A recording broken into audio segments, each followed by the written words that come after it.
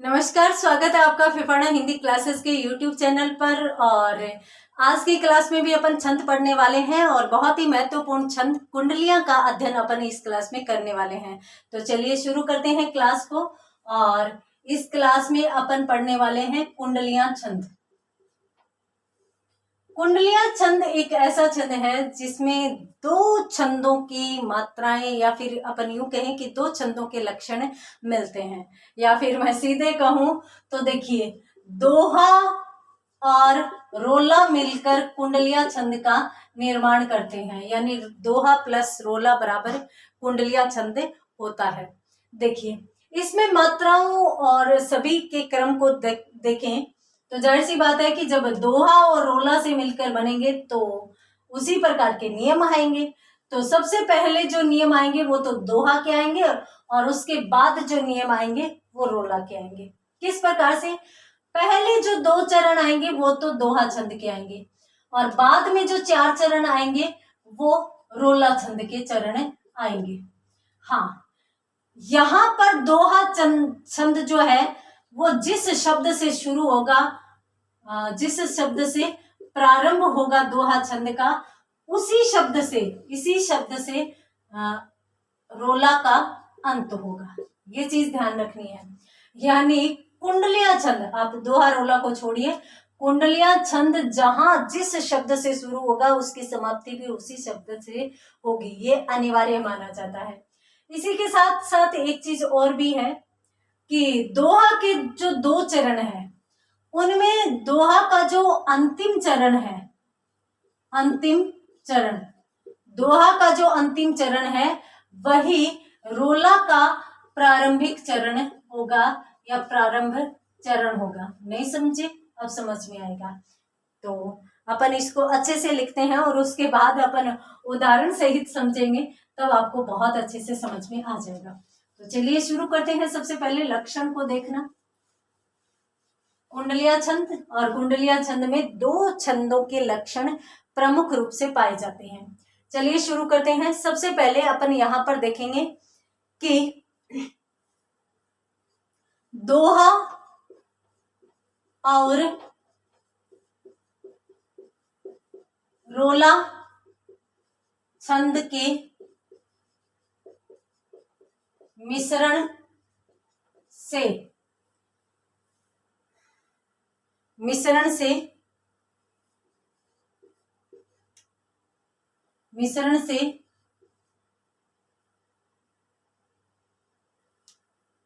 कुंडलियां है भाई, कुंडलियां नहीं है, ये कुंडलियां। तो कुंडलियां छंद बनता है। पहली शर्त, पहला लक्षण तो ये हो गया कि किस से मिलकर बनता है? दोहा और रोला छंद से मिलकर ही कुंडलिया छंद बनता है। अब दोहा और रोला से मिलकर बनता है तो जाहिर सी बात है कि अभी मैंने बताया था कि दो चरण तो दोहा के लिए जाएंगे और चार चरण रोला के लिए जाएंगे, तो यह कुल 6 चरणों वाला छंद हो गया। तो अपन कह सकते हैं कि यह कुल 6 चरणों का छंद होता है। यानी इसमें कुल चरणों की संख्या कितनी होगी? 6 होगी। और जिसके कुल चरण कितने होंगे? 6 होंगे। और जिसके प्रारंभिक 2 चरण तो दोहा के होंगे और अंतिम 4 चरण रोला के होंगे। तो अपन ये भी कह सकते हैं कि इसके प्रारंभिक 2 चरण दोहा छंद के तथा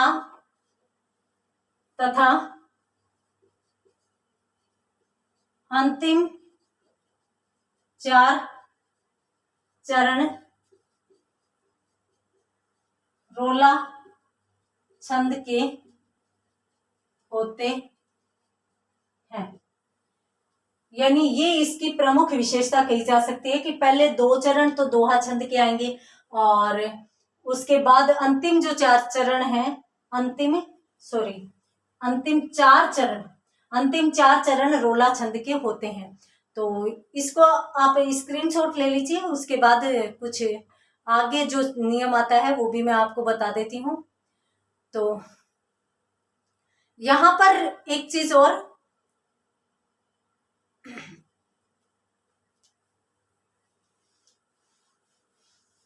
वो ये है कि दोहा जो छंद है उसका प्रारंभ जिस शब्द से होता है, रोला का अंत उसी शब्द से होगा। तो यहां पर अपन कह सकते हैं कि भाई इसमें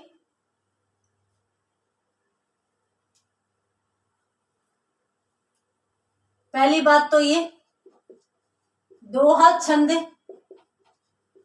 का अंतिम चरण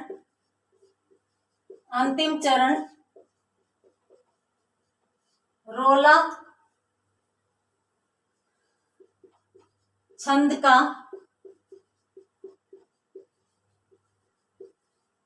प्रारंभिक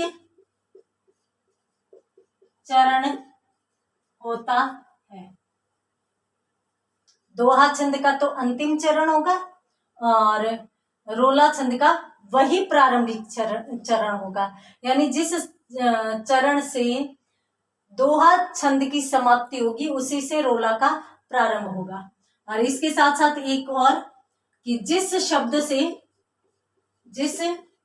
से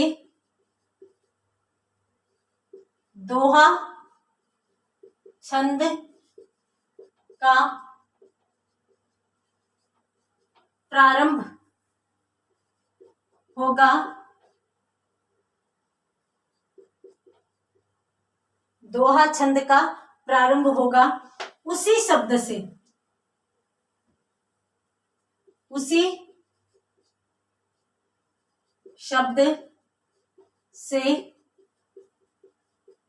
रोला छंद की समाप्ति होगी। ये लीजिए। तो ये है इसकी प्रमुख पहचान। आप जल्दी से स्क्रीनशॉट लीजिए। उसके बाद अपन इससे संबंधित उदाहरण देख लेते हैं। और यहाँ पर मैं आपको बता देती हूँ कि जो लक्षण रहेंगे वो बिल्कुल दोहा और रोला के अनुसार रहेंगे। जिसमें दोहा जो छंद है उसमें तो 13-11 मात्राएं होगी, जबकि रोला छंद में 11-13 मात्राएं होगी। और यदि आपको दोहा और रोला अच्छे से पढ़ना है तो ठीक है, इससे पहले की जो क्लास आई है वो अपनी रोला छंद की आई है और दोहा छंद की अपनी पहली क्लास से इस छंदों के चरण में थी। तो छंदों के क्रम में पहली क्लास अपनी दोहा छंद की ही थी। तो आप उन दोनों क्लासेस को देख लीजिए तो आपको दोहा और रोला छंद अच्छे से समझ में आ जाएगा। उसके बाद अपन बात करते हैं यहाँ पर इसके उदाहरण की।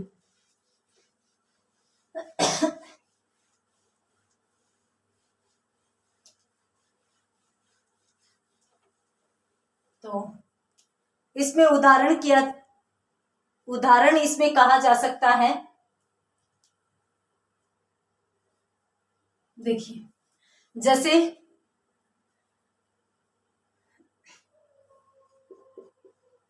लाठी में गुण बहुत है, लाठी में गुण बहुत है, सदा राखिए संग, राखिए संग। और उसके बाद गहरे नद नाले जहां, गहरे नद का मतलब गहरी नदी या नाले जहां भी है, तहां बचावे अंग, तहां बचावे अंग। फिर तहां बचावे अंग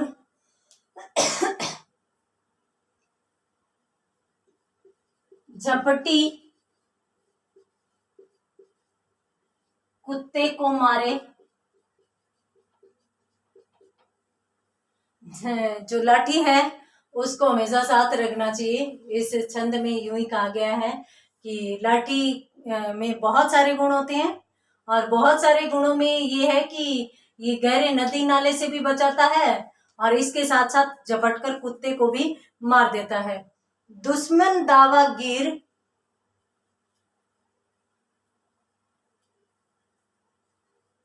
दुश्मन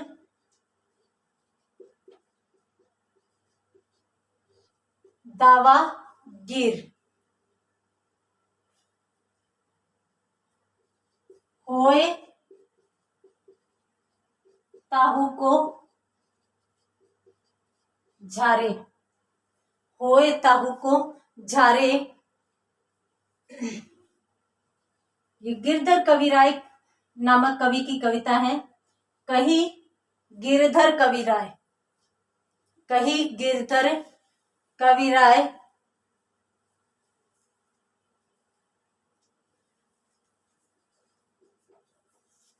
गिरधर कविराय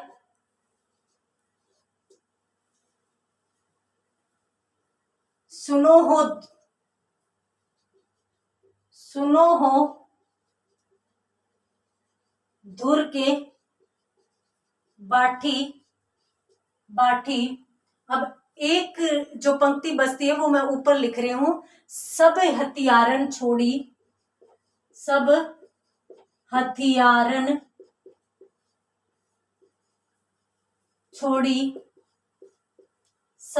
सब हथियारन छोड़ी, हाथ में लीजिए लाठी।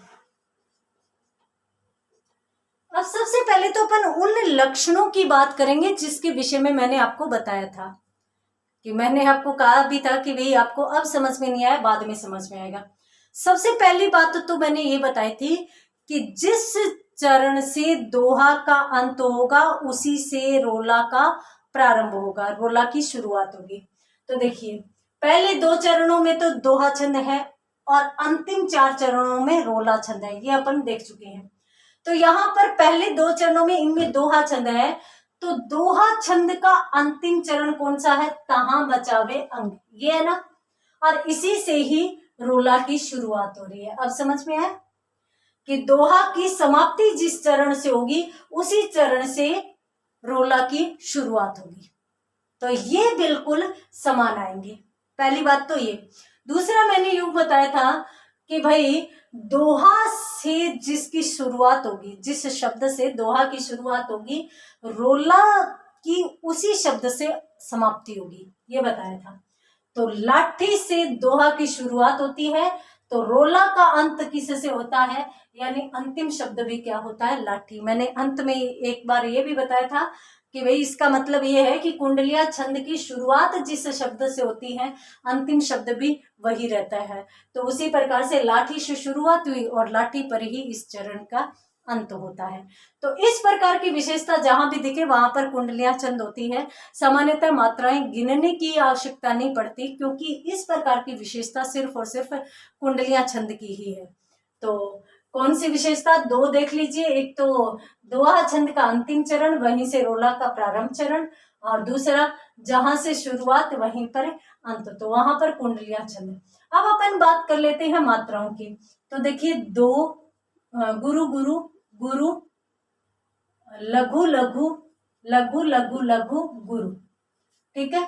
लघु गुरु गुरु लघु गुरु गुरु लघु, ठीक है। ये तो हो गई दोहा की। अब रोला की अपन और देख लेते हैं।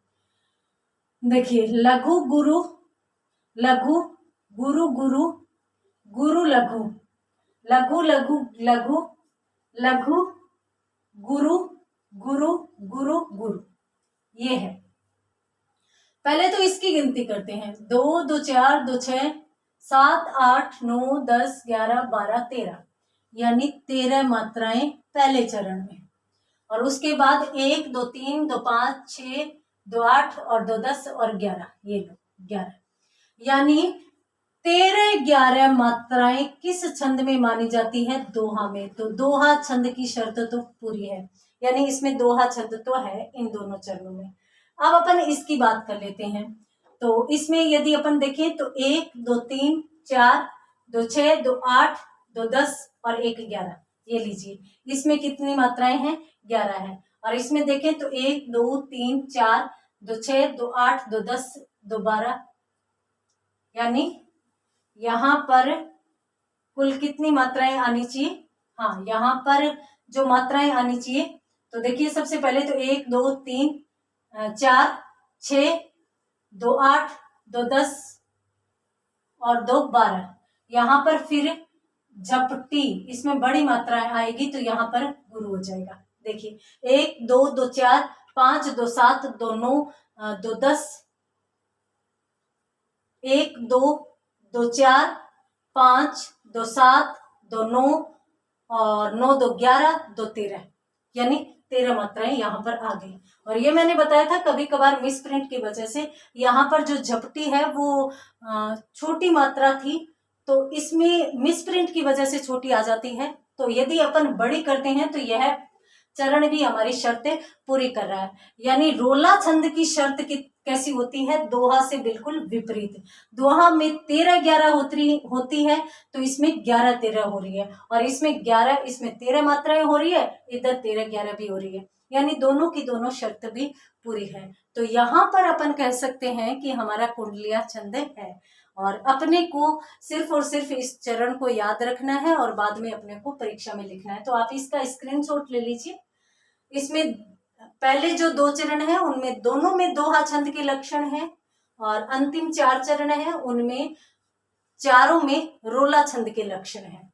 ठीक है, तो उम्मीद करती हूँ कि ये कुंडलिया छंद भी आपको बहुत अच्छे से समझ में आया होगा।